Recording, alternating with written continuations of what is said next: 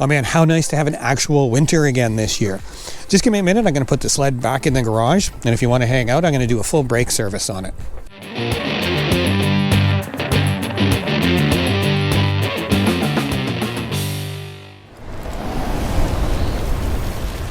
Okay, so be honest now, have you ever taken the time to service the brakes on your snowmobile?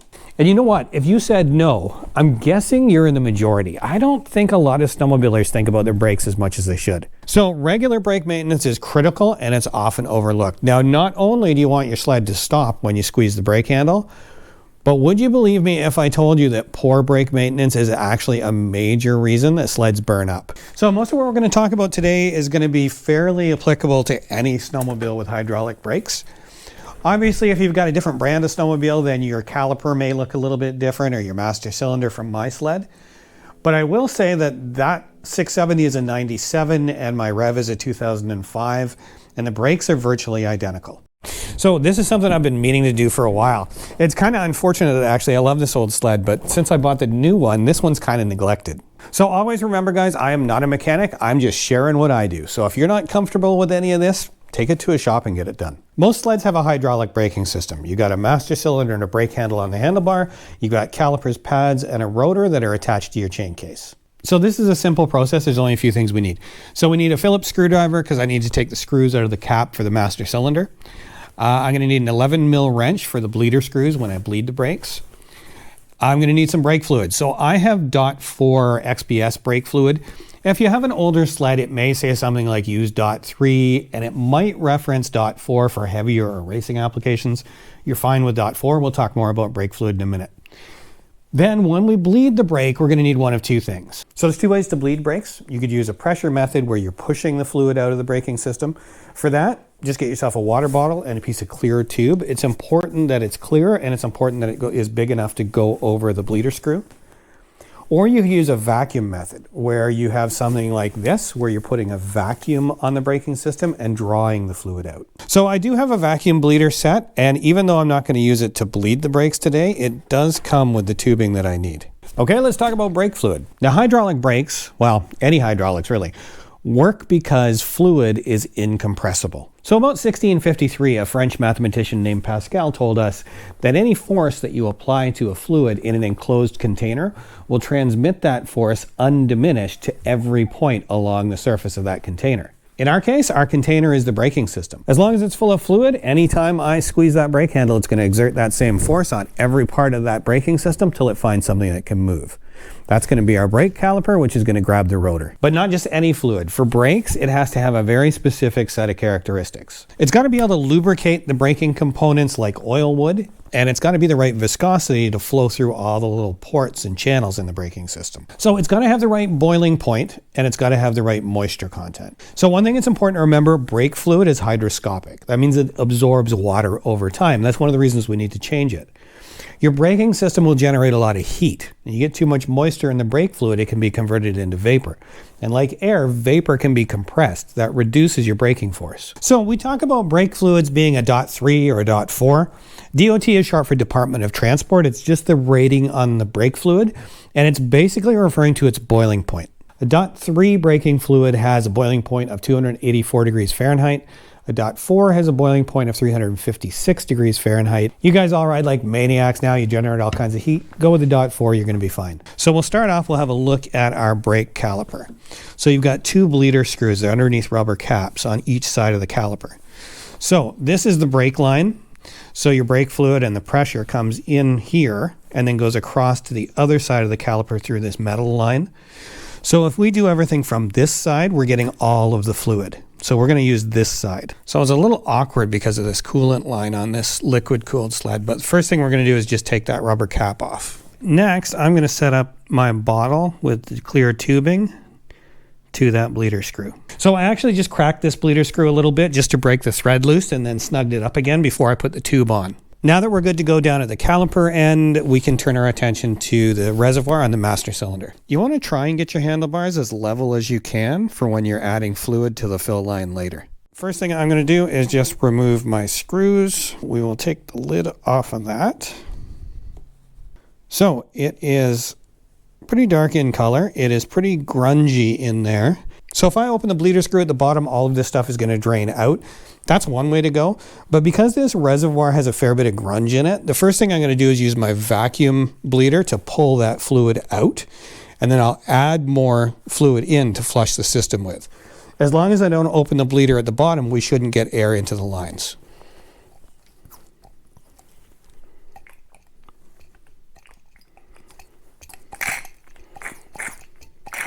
So there's my old brake fluid. It's pretty dark. So there's a look inside your master cylinder. And down at the bottom, see those two little holes inside that big circle? Those two little holes, one's called the vent port, one's called the replenishing port. That's kind of the Achilles heel of the system. When you apply your brakes, there's a little piston that moves back and forth. And fluid will move in and out of the reservoir through those little vents. If you don't change the fluid regularly, what can happen is those holes will get blocked with corrosion and debris. Then that piston can't move back. So sometimes you apply the brake and it'll stick on against the rotor. You're going down the trail that generates a lot of heat through friction. Your rotor can end up glowing red. And that's exactly why not maintaining your brakes can end up burning down your sled. And I know from a couple of my own subscribers that that's happened to. So we're actually doing two jobs with this process. The first thing we want to do is push any of the old brake fluid out of the system. The second thing we want to do is get out any air that might have gotten in. So in this case, I shouldn't have much air inside because I've topped my cylinder up and now I'm going to use the new fluid to push the old fluid out. Now let's flush our lines and get the rest of that old brake fluid out. So we're going to put our bottle down in the belly pan here. We've got our clear line to the bleeder screw. I'm going to put my wrench on it. Now all I'm going to do, I'm going to make sure the reservoir is full because I don't want to get air in it. I'm going to squeeze the handle. You'll feel the pressure. And then I'm going to crack the line and fluid's going to come out.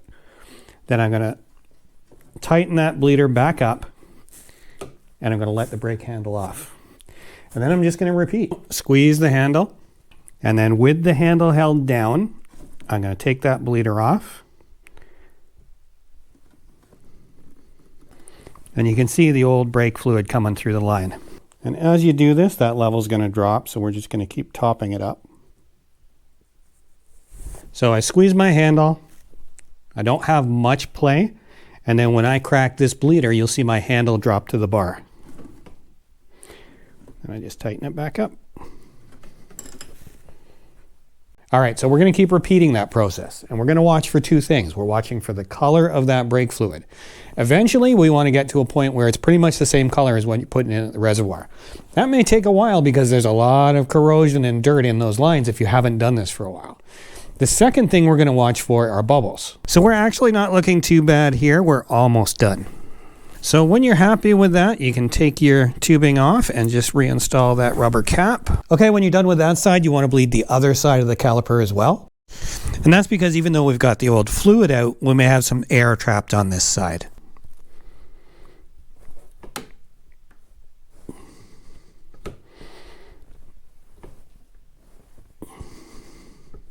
It's not as dark as I was expecting. There are a couple of bubbles there, which surprised me a little bit.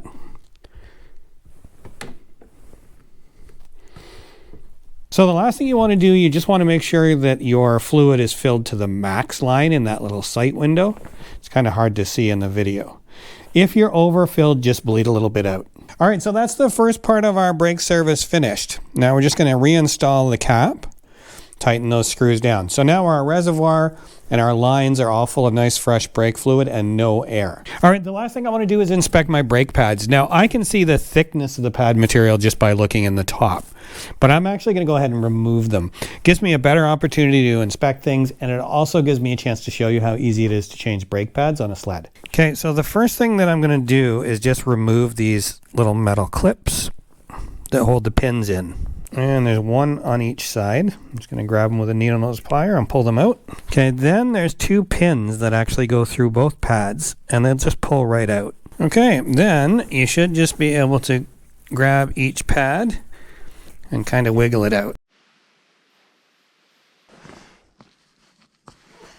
So once you got the brake pad out of the caliper, it's much easier to inspect it. I'm just wiping it off with a dry cloth here. You want to be really careful of getting any oil or anything on these. So you're just going to inspect it. You're looking for any damage, any chunks, if it's cracked. If there's, mostly though, you're looking for the thickness of the braking material. If that's worn down below 1 millimeter, throw a new set of pads in. Then reassembling your brakes is just a matter of sliding the pads back in, putting the spring on top,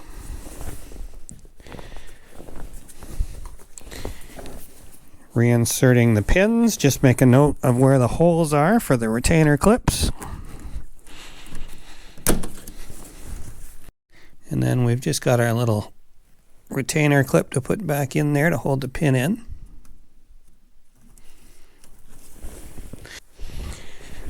And then we just need to do the same in the front.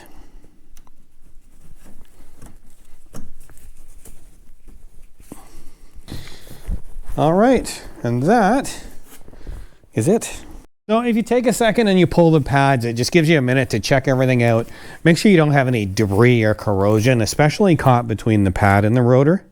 So, you know, even if you're taking your time, that whole brake service will take you under an hour. So there's really no excuse not to do it. Speaking of no excuses, remember earlier I said that this sled has just been kind of neglected since I got the new one?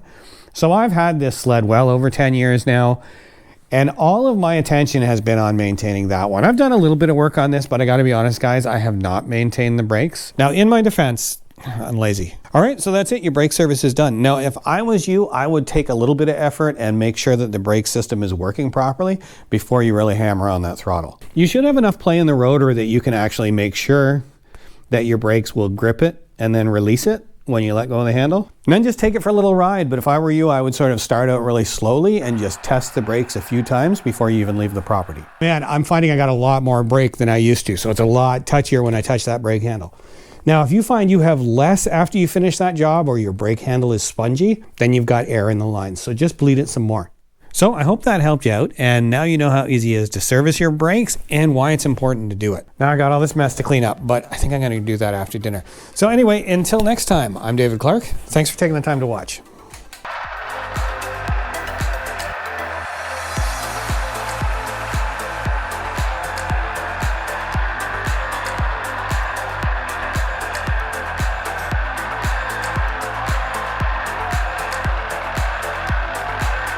So if those so once you got the brake pad out of the any force that you apply to a fluid in an enclosed container will transmit that force undiminished.